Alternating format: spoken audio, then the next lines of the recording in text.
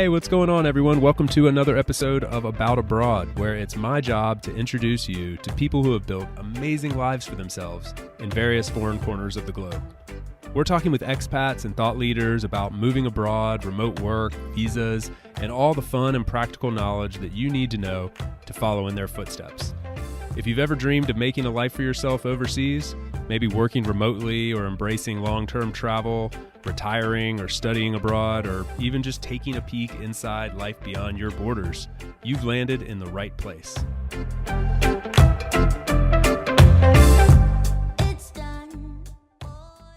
This episode is brought to you in partnership with Wanderers Wealth. One of the greatest challenges and also one of the greatest opportunities for digital nomads, expats, people who are building businesses abroad is in the world of international taxes. It's not the most fun subject to talk about, but it's one of the most important and confusing that I hear about all the time from those of you in the audience. So I've had Kathy on the show before. She's the CEO of Wanderers Wealth. And afterwards, I became a customer of hers because her global tax strategy design course is incredible. It literally walks you through all the steps that you need to take in order to take advantage of the international tax system that is set up to actually help those of us that are living this international lifestyle. So it's highly recommended. You can find the link in the show notes for her global tax strategy design course. Check it out and let me know what you think. My guest today is Hannah Dixon. She is the CEO and founder at Digital Nomad Kit and someone I've wanted to have on the show for quite a long time. So I was very, very happy that she decided to join me today. She is a true global citizen. She holds multiple passports and residencies around the world and a full-time digital nomad. But not just that, she's also trained more than 20,000 other people how to follow in her footsteps and build location-independent businesses for themselves through her virtual assistant program. So she's a wealth of knowledge on all things that we talk about here on this show, and someone that I was really excited to get to know and just found to be a really awesome person. Really enjoyed this conversation. She's got so much to share, so much to teach, and also just a lot of fun to talk to. So we had a blast. I hope you enjoy and will help me in welcoming Hannah to About Abroad. It's really funny to me that we're just now meeting, Hannah, because I feel like we kind of know each other already. Like we have a lot of similar friends. We like communicate online and stuff, but this is actually the first time that we've ever like seen each other face to face, I guess. Yeah, it doesn't really feel weird. We've kind of been dancing in the same space for a long time. It has. It's cool how that works. And I've been a big admirer of your work because I think you fill this void that people are looking for some way to take their skill set and their business on the road with them. And you've obviously educated something like 20,000 different people or something like that. So yeah, I'm pretty excited to learn more. I don't know a ton about your like personal story, so we'll dive into that. I'd love to. I want to check in with you now. Where are you located at the moment? I'm in Guanajuato in Mexico. How about you? I am in Germany. I'm in Southwest Germany in a place called Freiburg. Oh, you're not living there though, right? No, I'm not. It's weird, like how do we answer this question, right? I am kind of living here. I moved out of my apartment. I've been living in Spain for almost 5 years, and I moved out of my apartment and hopped in the camper van and drove north for the summer, but I'm enjoying it up here. So kind of like keep extending the stay. It was 2 months and then it was 4 months. Now it's 6 months. So I don't know. How long have you been in Mexico? I've been here I was here most of last year. I got the residency just in April. So however many months that is. Okay. Nice. Oh, so you've already gotten the residency. Is that a pretty straightforward process in Mexico? Somewhat. I think it depends on some financial criteria, but yeah, otherwise It was super breezy. Wow. Okay. That's good to know. Is there like any major bullet points people should know if they're, because I guess in my mind, that would be something that would take like a couple years or I don't know. I have no idea. So you get temporary residency, it's 4 years, and then you can exchange it for permanent residency. So the temporary one is really easy to get. You can get it in country under some provisions, but generally you'll have to get it out of country in any consulate. And there are some consulates that are a little bit easier. I went to Kansas City, which is completely random for me, but it was a really cool city, but it was really breezy there. So you can just kind of figure out which ones are breezier and then kind of go from there. Yeah, it was one interview, then arrive and got the card. Some countries will blow your mind with that kind of stuff, right? Where you're like, you don't necessarily associate Mexico with like, okay, things are probably just going to go smooth and easy, but then they blow your mind with some quick bureaucratic or lack of bureaucracy process, and there you are. Yeah, it's awesome. And you don't have a very strong Kansas City accent either, so that's not where you're from. No, I grew up in the UK, but I have UK and US citizenship. But I haven't been there in 14 years, so I don't really identify much with the UK stuff anymore. Okay. And in the US, do you? I have family there. I visit every year, and I actually have my business there and everything. But no, I'm not really. I haven't grown up there. It's different. I think it's interesting. We're in this world now where like it matters a whole lot less like where you're from. I meet people all the time who you ask that question, and it's like, where do we start? Like let's pull out them. I mean, it's part of the reason why I started this podcast, because it would be so interesting to hear people try to answer that question and the age of global citizens. And where are you from originally? I grew up in the US in North Carolina. And so that's where I call home. Most recently, Asheville, North Carolina, which is a very cool little town in the mountains there. But yeah, I've been in Spain for the last like almost 5 years, which is crazy. Like I showed up thinking I was going to stay there for 3 months. And then like I had a year visa, and I thought 3 to 12 months and then be back. But I'm enjoying Germany right now. Been an awesome change of pace. I love like the Mediterranean lifestyle, but up here it's like green forests and mountains, and the Alps are right in your backyard. And it's just been a super nice way to pass the summer. That's wonderful and really encouraging, because I'm moving to Germany in December and I'm a little bit nervous, but hearing you say that makes me feel better. Oh, that's awesome. Where are you moving to? Close to Heidelberg, so not far from you. Oh, yeah, that's super close. God, have you been there before? It's gorgeous. I have. It's amazing. Like, it was one of my favorite places I've been to in Europe. And that's saying a lot, because I know you've traveled quite a bit, but I would agree. It's just like, I don't know if you can call it a hidden gem, because I know people know about it, but it's not like a top tier travel destination, I wouldn't say either. No, I think really it's like a big university town, isn't it? There's a lot of students there.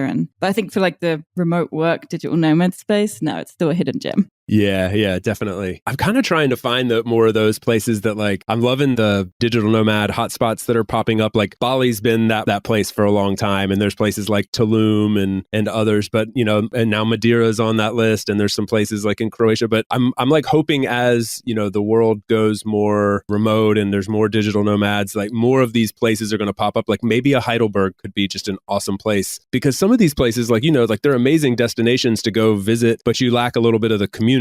And that's what's missing, I think. Yeah, I would agree. Yeah, I think there'll definitely be more of them. There's every day there's a new place. Yeah, there definitely is. So it's a big world. I mean, obviously you could, you're totally location independent. Why Heidelberg? My wife is German, and we met in Portugal, actually. We got married in Austria. Then we've been traveling since, and we've visited her family a few times. I have been looking to move to Europe for a while. As a Brit, I lost my, European citizenship with Brexit. So I'm kind of at the point where I'm like, it would be nice to have access to Europe again. Her grandparents are getting a little bit older. She's very close to them. So I'm like, you know what? Maybe it's time. We were going to do the Thai elite visa, but, that's 5-10 years, depending on which one we chose. So I was like, look, your grandparents are here now. Why don't we go now? So that's kind of the main decision. But also it's just gorgeous and beautiful, and yeah. Yeah. I mean, you've got like a real reason, and then like also just the like obvious thing is that it's an amazing place to be. I mean, you're being in Central Europe has so many benefits for people that like to travel. You can hop on, as you know, I'm not telling you anything you don't know, but like you can hop on a train and be in one of any 3, 4, 5 countries in a matter of a couple hours or less. Yeah. And if you're into that kind of thing, like I just don't know that there's many places in the world that offer that kind of diversity. No, and for the price as well. I mean, like my best friend lives in Porto. I've got a flight to visit her already in January for $15. I'm like, we can see each other all the time. It's just like an hour away.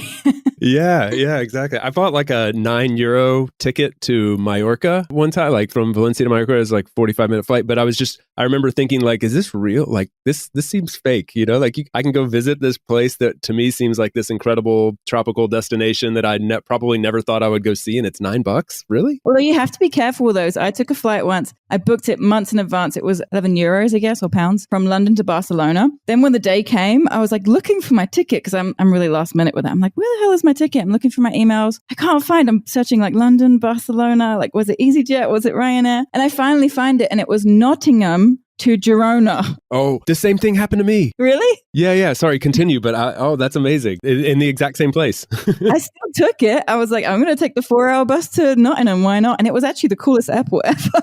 I was like, I won't make that mistake again.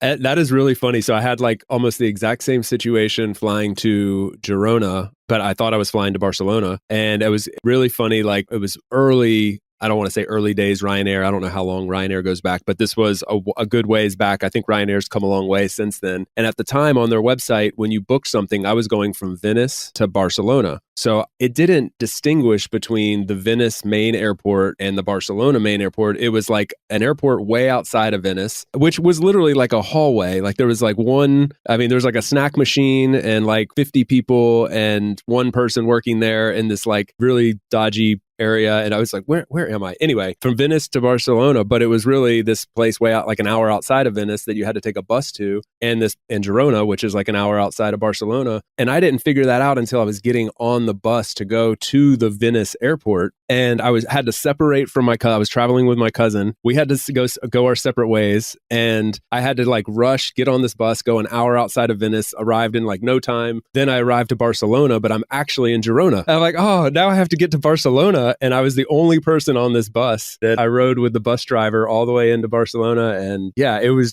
such a fiasco. And it was like like everybody having smartphones and stuff. Like I'm sounding like a super old man here. It wasn't like that long ago, but you're good. Anyway. I remember holding physical maps. So yeah, we've been there and done that a little bit. So that's hilarious. Well, are you excited about the move back to, I'm going to say back to Europe? Yeah, I'm nervous. Mostly just to know there's going to be a lot of bureaucracy in Germany, but I figure it's Germany. Like there's just going to be steps. There's going to be a lot of them. As long as I hit the criteria, it's going to be fine. So that's the only thing I'm worried about. But otherwise, yeah, I'm really excited. Yeah. It seems like a good place to me. Like I've spent a good bit of time here and never lived here though. I think the bureaucracy is a real thing. It's been a real turnoff for me, but I'm like, all right, like everything's aligning. Let's do it. Yeah. And will you miss Mexico though, you think? Yeah. I'm actually house sitting here. So I've been looking after someone's 5 dogs in this beautiful house up in the mountains for 6 months. Well, it will be 6 months, possibly 8 months. And we told them we were going to come back next year. So really the main thing I'm going to miss is these dogs because that's a long time. I got really attached to them, but it's time to move on. So yes, I'll miss it, but I can always visit. I saw you have on your website like a house sitting guide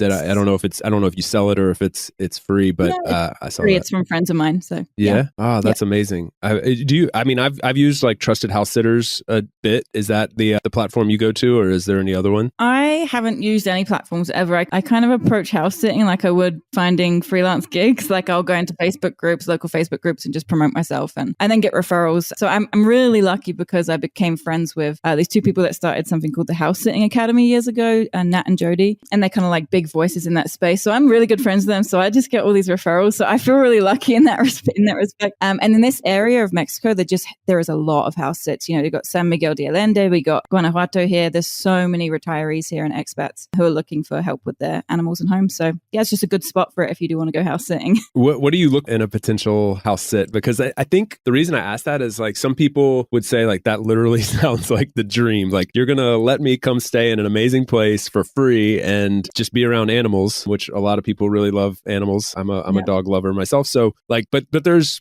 pros and cons with everything. So like, what do you look for in these experiences? Yeah. So I've done a lot of sits over the years and now I'm very selective. I did one in Thailand where they told us it was like a nice house and stuff, but like the bathroom was like broken and the roof had a hole in it and And then I was like stuck there because the owners are away and I'm like, I've committed to do this. So now I'm just a bit more selected. Like the Wi-Fi needs to be great. It needs to be in a location I actually care about being in. Really nice if there's, a grocery store within reach. Really nice if there's a car available, if it's not walking distance to grocery stores. Those are the main things. And obviously like if it's beautiful. Yeah. It doesn't need to be like stunning, but like, I have a fantastic view of the whole city here up in the mountains. Some of the nicer ones I've stayed in have had heated swimming pools and, they have a maid come, they have a house cleaner come, they have a house manager, they have pool cleaners, they have gardeners. Literally, you just sit in the house with the dog. That's it. It sounds like not real sometimes, but it is.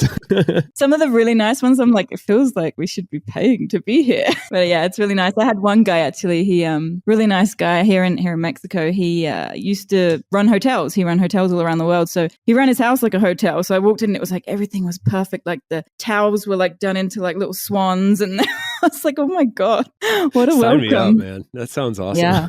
I mean, not all of them are like that. That's, that's very extreme. But this one is kind of like it's like a casual home, but it's huge and it's, it's nice. Yeah. Wi-Fi is the most important. Yeah, that's huge. I remember seeing one. I was we've used trusted house sitters to have people come stay and take care of our dog. His name's Coda, and it's worked out great. Like I think it's a really good suggestion. As you said, I think if you're going to be in that world, you can like insert yourself kind of as a pro and navigate that space with Facebook groups and stuff like that. But like maybe for a good entry level, somebody just trying to get their foot in the door, get a little bit of experience, Trusted House Sitters is a platform that I've used, so I'll plug that. And it's been great for us. Like we've traveled a lot with Coda, but we don't want to do it. Like we don't want to fly them places, and we've kind of like gotten off of that now at this stage. So it works really well. Like to have somebody just come stay and they get something, and usually we've just had really good experiences. Like we stay in touch with them, and yeah, it's been really good. And I think I've tried to become I'm not like a very desirable candidate, because like I'm like, hey, I'm showing up also with my wolf dog. Is that cool? And not many people are cool with that. But I remember seeing this one that was like an Italian like palace, like literally it was like in Tuscany, this giant like villa that was just like insane. And I was thinking, hey, they wanted someone for 6 months, like to come back every year for 6 months. And I was like, that sounds amazing. That's what I'm doing here. It's 6 months, and every year the couple that live here, they have 6 months in Germany, funnily enough, and 6 months here every year. So yeah, we did partially last year. We did all of this year, and we told them we're doing next year, but we found them a replacement now, because actually it's really interesting you're saying this. We just adopted a puppy, so now we're turning into needing sitters instead of being sitters. That transition is awkward, I will tell you. You're well equipped for it though. So you're going to bring the dog from Mexico to Germany? Yeah, and we're hoping that's going to be the only long haul flight for her. So, but yeah, I guess similar situation to you. We'll be needing sitters. We'll take her on road trips around Europe. She's really good in the car, but I don't really want to put her on a plane more than is necessary. Yeah. Is it a big dog or a small dog? She's going to be absolutely enormous. When I was wanting to get a dog, I was thinking like a little chihuahua or something. No, she landed at our doorstep. She was dumped on our doorstep. So she came into our lives, and that's what she is. Yeah, you can't say no at that point. Well, yeah, I mean, the size matters a lot. Like in this case, like people will say, oh, traveling with a dog is super difficult. It's like, yeah, it is if it's a big dog. If it's not, then it's pretty manageable. The good news is no matter what, it's possible. People do it. Yeah. Well, good luck with that next step of the journey. I'm looking forward to seeing how that works out. When will you guys arrive here? December 29th. So just before New Year. All right. So yeah, you still got some more time. We still need to get her like chipped, and she's not finished all her vaccinations, but she'll be ready by then. So all good. Cool. Does it seem like a pretty straightforward process to come to place? Like I feel like Germany's probably a place that has all those rules written out clearly, but there's probably a lot of rules. There's a lot of rules, and I'm in a small town here in Mexico, and everything needs to be translated into German or English. We need to find someone to do that within 3 days of travel around Christmas. We'll figure it out though. I'm not stressing. We'll figure it out. That's the weirdest thing about traveling. Like whenever somebody asks me for advice on this, I'm like, the biggest thing you have to keep in mind is there's this weird order of events that has to happen in a certain sequence that changes country to country, and they're very tight time frames. Sometimes like one shot has to be administered, and then like a couple days later something else has to be done, and then right before that something else, and they're like, they give you these really tight time frames and can be challenging. I use this service called pettravel.com. It's been really useful. They sell these like pet packets that are just like, I think they cost like $20 or something, but it basically gives you all the details that you need like in order to go from one country to another. So you put in like your origin and your destination, and it tells you what you need. Oh, I'm going to check that out. Pettravel.com? Yeah, I think it's pettravel.com. Have it bookmarked, so but I think that's the case. But it actually like really saved me a huge headache one time. Like I won't go into the whole story, but basically I almost tried to like take a flight that I wouldn't have been able to land there or they wouldn't have accepted Coda when we arrived, which would have been a disaster, obviously. So anyway, highly recommended. I'm so curious to learn more about your kind of like your story up to creating the business that you're now known for, which I also want to get into. So I don't know how to like do it other than just say like very broadly. Like I would love to hear kind of like where you've come from and how you've arrived to this point in your career and in your life as a digital nomad. Sure. I have my spiel. We'll do it. The first time I got the sort of travel bug, I was 16, and I was in school still, and I was really close to my art teacher because I was a nerd and I was bullied. So I spent all my lunch times in the art class with her, just talking with her all the time because I didn't like to go out on the playground. So it was just before the summer holidays. It was like 6 weeks over the summer. And she was like, what are you going to do over the summer? And I said, I don't know, maybe get like a grocery store job or something. I don't know. And she was like, why don't you travel? Why don't you go to Europe? And I was like, wait, like, oh yeah, I have a passport and I can do that. It like never crossed lost my mind. I was like, I'm 16. I can do that in Europe now. So I recruited my best friend. I was like, let's go do like a rail. I think it was Interjet or Interrail or something. I can't remember. But we got some big rail pass and we went around Europe for the summer. Ran out of money, lived on baguettes for like 2 weeks. But it was the best thing ever. And I got home and I was like, I want to travel more. I want to travel a lot more. So I didn't go to university. I ended up leaving school and straight away basically traveling. I didn't have any money at the time. So I was doing workaways. So work exchanges. I was working on farms, bars. The coolest one I ever did, I worked with husky dogs in Austria. So I learned how to do the mushing, which was really cool. I ended up staying there for about 11 months. And then I went back periodically over the next few years. So yeah, I did that kind of stuff. So the food and accommodation was covered. And I worked, 2-4 hours a day. It depended. Some days there was nothing. Some days there was a lot. So I did that for a long time. And I found myself in Italy working on a construction site because I would obviously know about that. And I was actually learning how to plaster. It was fun. We were renovating this 15th century home in Umbria. And I skipped like one whole year of my life. I worked in a fashion company in London before I did that. I landed this really cool job in a fashion company. I don't know how, because I didn't even know what PR meant. It was like a PR company. I was like, I don't know what public relations is, but sure, I can do this. Not sure what PR stands for, but yeah, sign me up for that job. I could do it. Yeah. It didn't last long, obviously, but I made all these friends that worked in it was like, high fashion, like Gucci, Valencia, was it Valenciana? Is that what it's called? Or is that the town I live in? I'm very confused. Anyway, fancy brands. Yeah, no, it wasn't the puff. But I had these friends that worked in fashion and some of them were in Milan. So while I was at this place, I got an invite to come to Milan and go to this party. So I rock up with my jeans covered in plaster. My shoes were literally bricks of cement. Like you couldn't really see that they were shoes anymore. And I had no money because I'd been traveling like this for so long. So I didn't have money for new clothes. And they were like, what are you going to wear to the party? I guess like what I'm wearing. And it kind of dawned on me at that moment. I had like a moment of shame. And I was like, well, I've really been enjoying my life. It would be nice to be able to buy basic things like a new pair of shoes. So I actually went back to England and thought like, I'll get a job and do what everyone's been telling me I should be doing for ages. Lucky for me, that was intercepted. I met someone who was working online and I was like, tell me everything you know, because if you work online, that means you can work from anywhere, right? And that's what I want. Like I want to keep traveling. This has become my lifestyle at this point. And I didn't really want to compromise on that. I had no interest in being in the UK anymore. So I learned everything. She was an SEO expert and web developer. And while that was completely over my head, I was like, let me help you. Let me help you like with your client acquisition. Let me help you with social media. We were doing a lot of stuff on Twitter at the time. And so I just started diving in and learning from blogs and YouTube videos and by doing. And turned out that these clients that she had didn't just need websites and SEO. They needed help with their social media. They needed help with their correspondence, their inbox management. And before I knew it, someone reached out to me and was like, actually, she was talking to a client of hers on a call and she said, my virtual assistant, Hannah. And I was like, you're what? Is that what I am?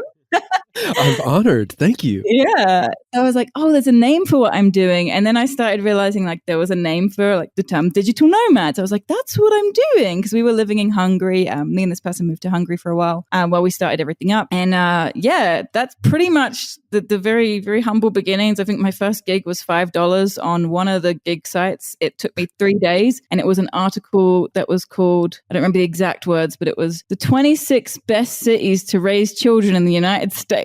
26. Yeah, you have to get to 26. 20 wouldn't have been enough. Exactly. So being very knowledgeable on that topic, it took me 3 days to write. And then I vowed to never write again for $5. It's funny what you do in the beginning, right? Like the things you'll agree to just to like, you're getting some momentum. Honestly, that $5, I was like, I just made my first $5 online by myself. This is awesome. Yeah. I mean, you gotta spark the flame. Like somehow it's got to get started, and that's, were you using like Fiverr or Upwork or something like that? Do you know? Elance maybe? Yeah, it was Elance. Elance became Upwork or Upwork bought Elance or something, I think. Oh, did it? I don't even know. I think, yeah. I remember discovering Elance and thinking like, I was thinking through my career change, like, how do I get into this online world? And Elance popped up to me and I remember just believing that was going to be the answer to my dreams. Like, I'm just going to do odd jobs for people. And I had people telling me like, what?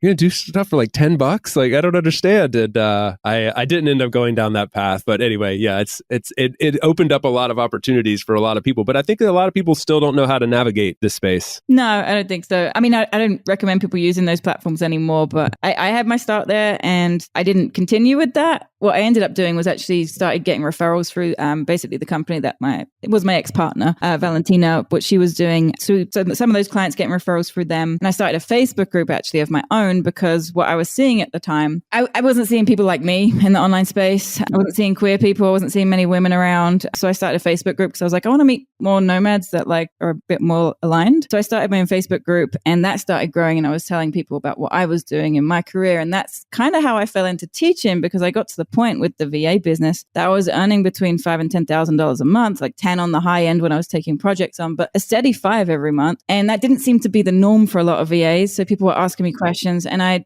like literally on a whim, I was like, why don't I put just like a little free course together and just see if this lands with people? And I'm still running that free course today. So 7 years later, and 20,000 students later, that was my start, and there's where I am. Yeah. Wow. It's a free course? It's a free course. There is a paid program as well, but the free program we run every 2 to 4 months, depending on my energy levels. There's no set. When you're doing something for free, you get to choose the cadence as you like.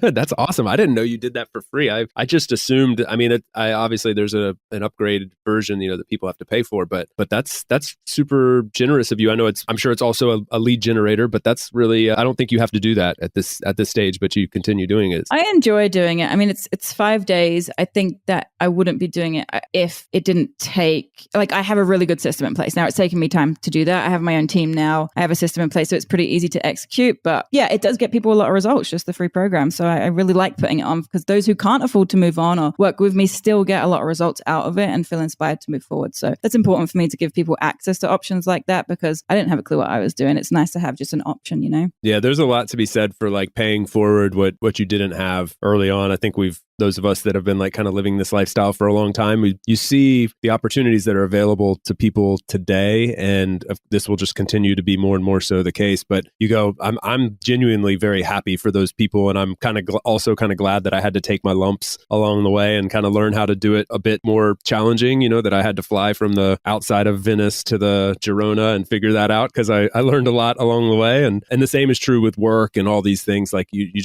were able to learn a lot, and now it's really fun and really fulfilling to kind of pay that back a little bit and show people like, here's how you can do this. And I think it seems like we both get something out of that, which I think is nice. I mean, this podcast is evidence of that for you. So yeah, it's awesome. Yeah, a lot of us, like a lot of the reason for doing this was kind of created in that, like, how do I do this at scale? Like, I can only answer so many emails or LinkedIn messages or whatever and help one person at a time. But then, like, when you do something like this, you get to reach thousands of people and deliver the same content. So yeah, it's been a lot of fun. And 20,000 people you've trained, like that's insane. That is really incredible. Actually, when I say it, it also scares me. I'm like, wow, that's how many people have actually listened to me. Is what I'm saying important? Is what I'm saying? Like, I start questioning, We're all imposters a little bit, right? But then I just feel, immensely grateful that people do put their trust in me. So that's also really nice. We'll be right back to the show after a quick break for a note from our sponsor. This season is brought to you by my good friends over at Insured Nomads. They're the absolute best in the business when it comes to providing health, travel, and medical insurance for nomads, expats, and really just all forms of world travelers. I know insurance is often something that's overlooked when we're fantasizing about traveling the world, but it's absolutely necessity that we address this, because often the policy you have in your home country isn't going to cover you while you're abroad. And it's also a requirement, as a lot of people may not realize, to actually buy private travel or expat insurance, as it's called sometimes, to obtain a visa or even enter certain countries. So fortunately, there are companies like Insured Nomads to help us with this. Not only do they have excellent coverage and great prices, but they're also providing a first-class experience with additional perks and best-in-class technology via their app. It's an amazing experience. I can't recommend it enough. Now, this is a company that was built by world travelers for world travelers. So they know what it's like to find yourself in a difficult medical situation abroad, and they want to keep you from having that same bad experience. So the next time you're planning a trip abroad, whether it's for a week or a lifetime, check out Insured Nomads via the link in the show notes. Hey guys, so many of you write in asking how to support the show best. And if you are listening and made it this far into the episode, then I'm going to presume that perhaps you're one of those people that wants to help. So if that's the case, the best thing you could do right now would be to open up the app that you're currently using to listen to this episode. Go to the little arrow thing that allows you to share, select it, and share it to one of your social media networks. That would be a huge, huge help. You can feel free to tag me at DC Warrington, and I'll slap you a virtual high five from wherever I am in the world. Thank you so much for the support. We really appreciate it, and I hope you enjoy listening to the rest of this episode. Let's maybe divvy out the two. So like you're at one stage in your career, but your students are at a different stage. So like starting with the students, I guess, like what are some of the core pillars of what you're teaching them, and maybe thinking about it from the standpoint of like somebody listening right now, maybe thinking like, oh, becoming a location independent VA would be pretty sweet. What do I need to know? Yeah. So I guess some of the foundational principles that we walk through is just identifying what their existing skills are. A lot of people that don't think they have skills that they can bring into the online space if they haven't worked online, but that's completely untrue. There's plenty of things that are really valuable. So we start helping them identify what those skills are, and then we start looking at who might actually buy those skills from, and then how to package them up as a service. So we go through a few exercises. We actually do that in the free program already, so people can take that away and start offering services right away. And then we teach them how to actually go out there and start asking for the work, how to start networking effectively. I don't really teach people to go onto these gig platforms because I think that while you can have success there, I think that there's more success to have off of those platforms when you're networking effectively with people who are really going to value and not going there to look for the sort of cheapest job sort of thing. So yeah, I mean, there's plenty of strategies. I don't know how deep you want me to go into this, but we basically teach people how to get out there and start talking about their business, because ultimately, I think, and a lot of mindset stuff, because ultimately when you're a VA, there's nobody that's going to give you a certificate and say like, now you can go be a VA. Like you kind of have to give yourself the green light. Like only you can do that. So getting people readied and confident enough to go out there and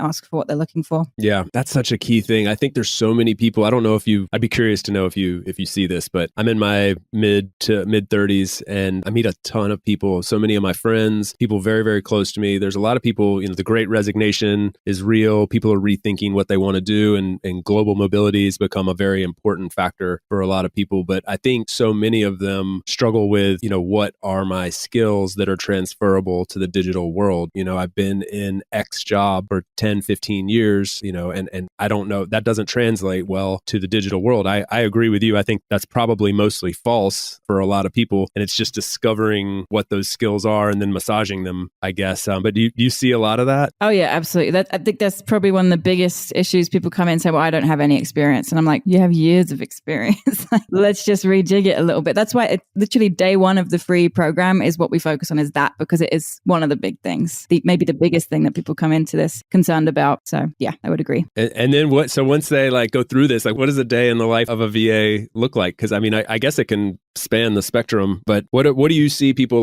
what type of life do you see people creating once they've gone through this course, or once they've learned to gotten their foot in the door? Yeah, like you said, the range and the scope is varying massively, but I think it depends on what people really want from their life. I think it's a lifestyle career, so it really can help you sort of manifest that type of life that you want to have. I see people traveling the world who weren't able to travel before. I see people homeschooling their children. I see people being able to take care of their elderly family members who maybe they didn't have the time to do that before. I actually have a few real life examples. I have one student, Amber, she is traveling the world now, speaking on stages, talking about what she does. I have another, Iwana, who is, I've met her in Mexico City. I've met her in Koh Chang in Thailand. I've met her in Europe. She's just traveling the world with her partner and able to do that without worrying about money anymore. I have another one, Indira, who is traveling the world with her autistic son, and she's able to care for him on the road. So I think it really depends on what freedom looks like for that person. I think my highest value is freedom, and what I try to give people is whatever that is for them. If it means staying at home with their family, if it means traveling, if it means having more time, it means going to the gym on a Tuesday morning and not worrying about it. That's what they can do with that. Yeah. I think there's a lot of flexibility with the career. Ultimately, as a VA, you're an independent contractor, which means you're not tied to doing the work on someone else's time or in the way that maybe they want you to do it. So you can kind of have a lot of autonomy within that. So you can kind of design your schedule in a way that gives you a lot of pleasure. Yeah. I'm a huge fan of the idea of a VA, because I'm a big fan of the idea of outsourcing what you're not good at, or what just doesn't come naturally to you, or what drains your energy, anything like that, kind of reaching to the Tim Ferriss, 4-hour work week sort of thing. But just in general, it's been one of the most life-changing things for me in my career, in my personal life, just hiring somebody who's really good at certain things, producing this podcast, for instance. I suck at editing. It'll take me a day to do this where someone else can do it in an hour. And so, just thinking through those things and being a bit intentional about, is this a good use of my time or not? Would somebody else excel at this, and produce something better? I think we're all better off if we think about those things. Yeah, totally. And I actually think that, when you are able to outsource the things you're not good at, you can really be better at what you do well. Do you mind if I tell a really short story? Because I think it's relevant. Yeah, please. When I was a teenager, I was already really, really bad at math. I'm still really bad at math. It's not my thing. But I actually studied for an exam, my GCSEs in England. And I studied really, really hard. And I still got what we have grades, A, B, C, whatever. But we also have a U, which means ungradable, which means you got nothing right. Like you might as well have not taken the test. So as you can guess, I got a U. And I went home and I said to my mum, like, I actually studied for this. Like I thought I would get like at least a C or a D. And she said something really powerful that stuck with me. And I kind of I think that's maybe even partially the reason I went into the work that I went into with the outsourcing as well. And she said, you don't need to be good at math. That's what other people are there for. That's why other people exist. They're going to be the bankers and the bookkeepers and the accountants, and you're going to do whatever you're going to do. I wasn't really good at math. It sounds like you figured out your skills pretty nicely eventually. Yeah. But that phrase just stuck with me. Like, you don't need to be good at math. That's what other people are for. And I think that I've embodied that in everything I do. Like there is someone else who is better aligned for this. And it seems like you're really doing that yourself too with the podcast, for example. So good to hear that. Yeah. I got some similar advice from a different angle that I think is interesting. I had a customer that was in my previous career who was really successful, and it was very common for people in his business to sort of have a sister company that would sort of feed each other business. It was just a nice little flywheel that would make sense for a lot of, it might be if you owned a restaurant and a food distribution company. And it's well, I'm just going to use my food distribution company to send the food to my restaurant. And it just makes sense. They're in the same world, but they're two different things. And I asked him one day, other people, it was kind of becoming a trend to see other people doing that sort of thing, his competitors. And he told me, it's hard to be great at everything for everyone. I'd rather be really great at what I do. And I thought he said it more eloquently than I will, but it was really powerful to me because it reminded me don't spread yourself too thin. There's a lot of power in being good at mastering your craft and not spreading yourself too thin and just honing in on what comes naturally to you. And I think we can be pulled in a lot of different directions these days. We're in a productivity mindset and efficiency mindset. And it's actually the most productive, efficient thing you can do is pass something that you're not great at to someone who is. Absolutely. I would agree with that. That's a wonderful story. Yeah. So I'm very curious, what types of tasks do you see people do, or what kind of jobs do you see people getting? Are they full-time, part-time? Are they hourly, project-based? Are they heavily involved with a particular client or spread across multiple? I'm trying to get a view for what it looks like, and I know again it can span the spectrum, but just curious to hear your perspective on that. Yeah. So in terms of tasks, they normally fall under 3 categories. I would say there's tech, creative, or administration. So under each bucket, there's thousands of things you could do. If you're talking about tech, it could go from coding to automation setup to anything like that. You've got design that can be PDF design, that could be web design, that could be social media graphics, and then administration, of course, inbox management, calendar management, data entry, bookkeeping. The list is endless there as well. But generally, I would say that it's rare to get a full-time job as a VA. It's more likely that you would have a few clients. I always recommend no more than 5 clients, really. You don't want to have your brain spread too thin, we were just talking about. So having sort of 2 to 4 is really ideal, but no more than 5. And that sort of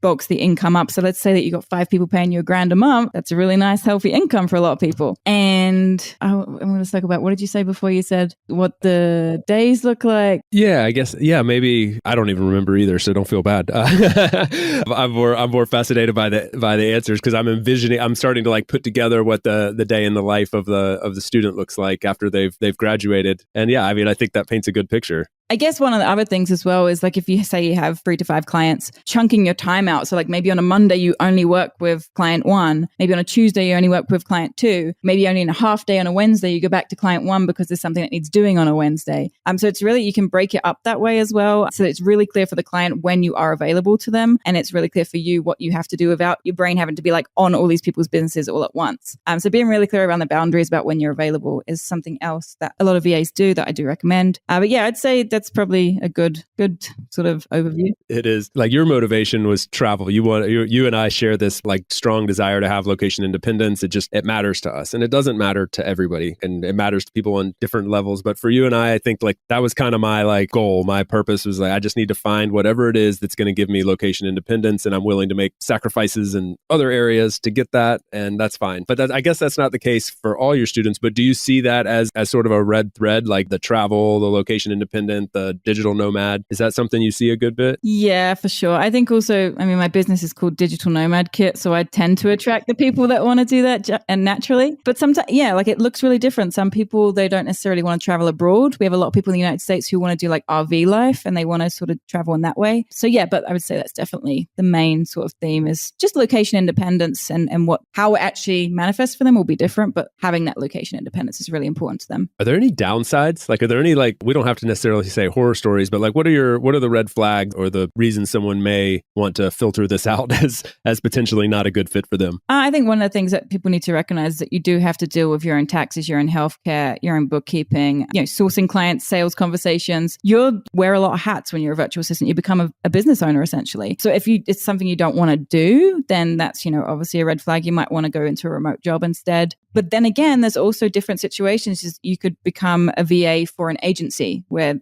they're actually sourcing the clients for you. But again, you will have to do a lot more paperwork than someone who doesn't have a self-employed gig. That's one thing. I think it depends on the country you're from. I know that some countries are a lot more bureaucratic, a lot more difficult. The taxes are really high for self-employment. That's something to consider. But then again, when you're living in these countries, the type of money that you can get is obviously going to be reflective of that as well. We have students in Sweden, for example, who are able to charge 80 euros an hour, 100 euros an hour because their taxes are 55%. So people know that. But it can be relative. And then obviously just making sure that you have access to a way for people to pay you. We've had students who have had issues, and I absolutely hate this for them, but it's just a reality of the world we live in. They live in some countries where they can't get business bank accounts. They can't accept money from abroad. We have a student in Belize who can only use Western Union, which is not the most attractive for clients. So hopefully that will change as the world is becoming more online and people are more aware of this type of work. But those are things just to consider, like, do you have access to a way for people to pay you? It does actually come up quite a lot. That's great. Yeah, that's something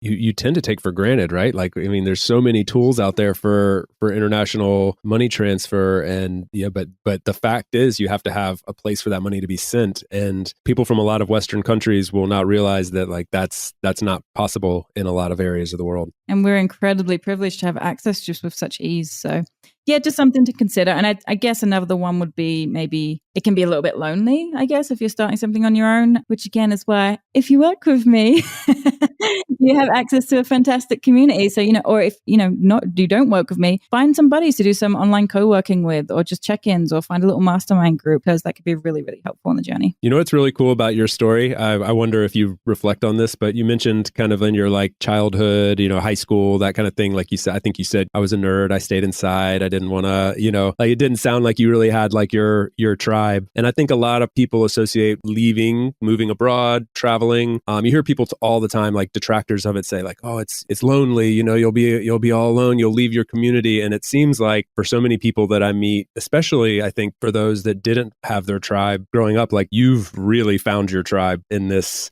world, it seems. That's true. No, I haven't really reflected on that, and I will after this.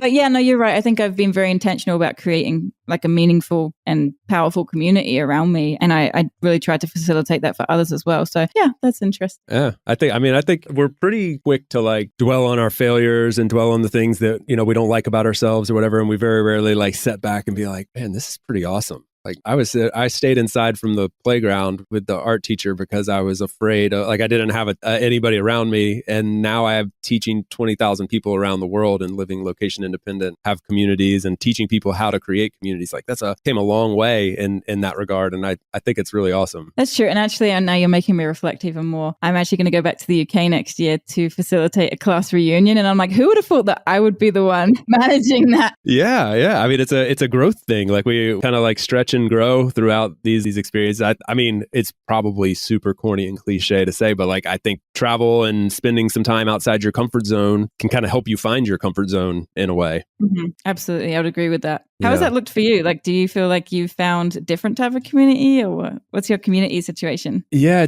it's kind of interesting because I sort of had like the opposite experience in that I grew up in like a neighborhood with a ton of other kids like my age. I had like a big social circle. I was like pretty extroverted. So I played like a lot of like team sports and did like clubs, and my parents were really like big about having us in activities and stuff. So all those things, I had like a pretty big community around me and some really tight friendships. Like people that are probably listening to this, they know who they are. Like, just really, really good friends and very close with my family. So I had a pretty tight knit tribe. And it was, I think one of the most challenging things for me was like considering leaving that behind to venture out into the unknown where I didn't have that. And what I found, I think probably like the most profound thing is that I found like once I got outside that comfort zone, it's not that I was like uncomfortable with who I was by any means, but I was able to kind of like step out of a mold, maybe that I, just kind of thought I was in this box, and I got out of that box and I found out I was pretty comfortable outside that box. And I kind of grew into a little bit more of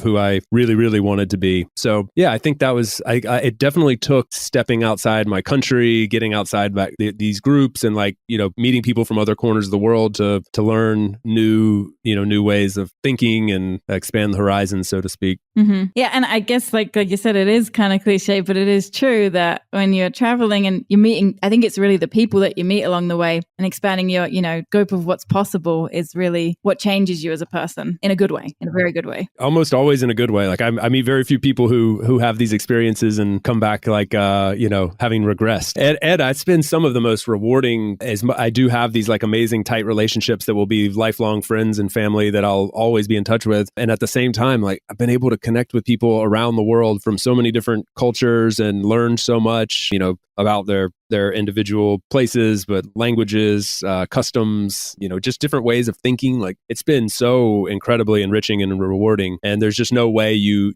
get all that, just by staying put. I mean, it's one of the things that kind of flies under the radar. It's awesome to go sightseeing and it's awesome to go on vacation and sit in these beautiful places. But those are some of the real like rich aspects, I think, of kind of stepping out of your comfort zone. Yeah, for sure. And I think also staying longer in places, really allowing yourself to fully immerse as much as you possibly can is much more rewarding as well. Oh, absolutely. Yeah. That's something that I feel like I hope people like yourself and myself like will take the opportunity to do more of. That's what I really craved. I loved traveling, but I was always like this a week, 2 weeks, whatever, like that leaves me like just wanting more. Like I don't feel fulfilled by that. I just like want more. And I think working towards like actually being fulfilled and like settling, I've always said like I want to be in a place long enough to where I get bored there. Yeah. And it can take a while, I think, in some places. Yeah. I always see it kind of a little bit like I'm trying on different lifestyles for size. I'm like, how does this one feel? I think the only con that I feel with this is that sometimes being every day, multiple times a day,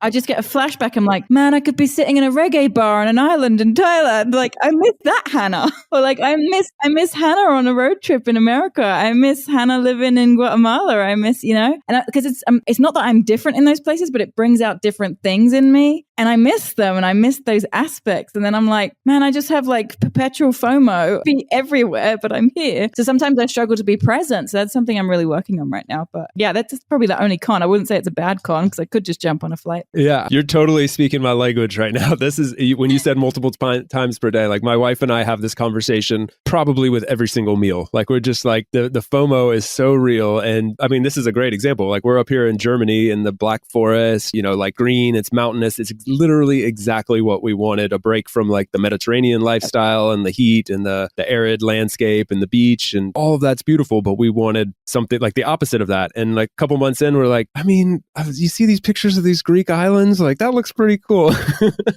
So I'm curious, are you one of those people who like tries to redesign your life with your partner? So like, I'm always like, if we move here, we could do this, and then we get so into that idea for a few days and then we drop it. We're like, nah, next. Yeah. If I could just quantify the wasted energy on that, then like I would have built like Starlink myself or something like that. I've invested so much in these meaningless conversations where I'm like, we're definitely 100% moving to Patagonia like next month. Like let's do it. We've got everything figured out. Never mind. Greece is calling. Change your mind.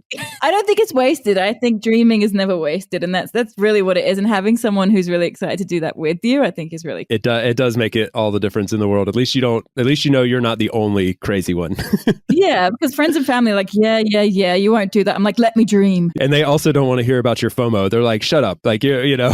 So yeah, it looks like we both got ourselves a partner who enjoys that. Yeah, that is really, really key. key and very helpful for sure. So I'm also, it makes me feel good to know that we're not alone in this, that you're sharing in those quote unquote struggles. I think you know Mitko, right? Yeah. Yeah, we were just talking the other day, and partner Sarah was like, I love that you're same as us, because every time we talk, I'm like, so we're going to see you in Mexico City in February. Like, no, we're going to Valencia. Or like, yeah, we're going to Mexico now. No, we're going to Germany now. Like, every time we talk, like, where are we going to meet? But yeah, they're having the same. That's really funny because Mitko and I were just talking texting the other day, like trying to coordinate a meetup in Valencia. And I'm pretty sure the conversation went exactly like that. Like, well, I don't know if we'll be there. We might. It could be. I mean, we're thinking about it, but we may be here. And it's perpetual. Yeah. I just told him like 2 days ago that we're going to Germany. And then Sarah was like, okay, Mitko just said flights are 2 hours to Frankfurt. So it's a long way away. It's going to happen. Well, maybe between the three couples of us here, we can triangulate a time to meet up. We'll be here. I know Mitko and I have plans to try to get together. You guys are making plans with Sarah. So we've got a possibility here. But you're bringing your pup. And they've just gone digital nomad with the pup as well. Something's brewing here. Hedda, this has been so much fun. I know we could probably just keep chit-chatting for a while, but you have 20,000 people to train and clients of your own. So I'm gonna let you get out of here. We do have a tradition here on About Abroad, a fairly new tradition, where previous guest has left you a question. They didn't know it was going to be you. They've just left a question for the next guest. And so I'm going to find that question right now, read it to you, and you will do the same for the next guest. The pressure is on. I'm sweating. The pressure's on. Yeah, I didn't warn you about this. I'm undecided if I should or not. Maybe I should start warning people, but all right, here we go. So this one is actually really short and simple. What is your why based on Simon Sinek's Start With Why? My why is absolute freedom. Doing what I want, when I want, how I want, and in a good way, and giving that to other people. You feel like you've obtained that, or do you have further to go down that path? I feel like I've obtained it. I feel like, yes, of course, there's always limitations in life, but I have this deep-seated knowing that things will work out for me, and it's taken a long time for me to get to that place. And it's instead of wanting things, it's expecting things to happen. Yeah, there's a lot to be said for that. I think especially for people going through, we were talking about that like transition that people are going through right now. Yeah. And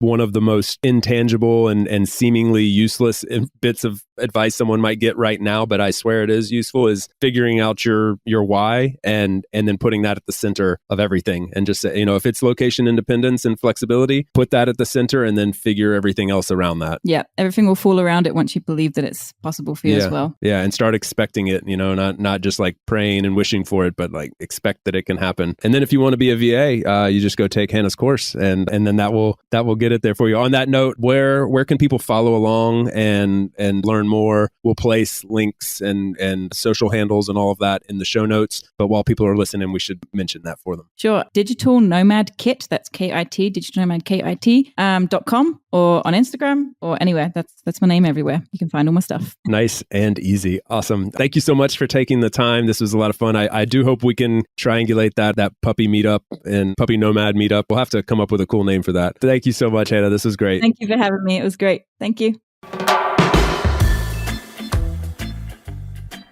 Thanks for tuning in today from wherever you are in the world. Once again, I'm Chase, and this has been another episode of About Abroad. For those of you wondering how you can best support the show, I have made it super simple for you. Just go over to the show notes of the episode that you just finished listening to and click on one of the two following links. aboutabroad.com/newsletter to get our monthly newsletter, no spam, guaranteed, or ratethispodcast.com/aboutabroad, where you can quickly and easily leave a review for the show. It's not just important to me, it also helps more wanderers just like you find us. Finally, don't forget to subscribe on your podcast platform of choice, and we will see you again next week.